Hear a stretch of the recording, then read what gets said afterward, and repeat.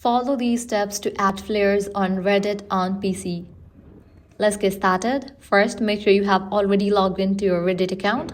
You'll be directed to the home page. Now click on the option of create given over here. Now from here you are able to create a post. So go ahead and generate your post. You can add text, image or videos, link or poll. Once you do that, click on this drop down for select a community. Now go ahead and select the community in which you want to add this post. Once you do that, you'll get the option to add Flair and tags. Click on that.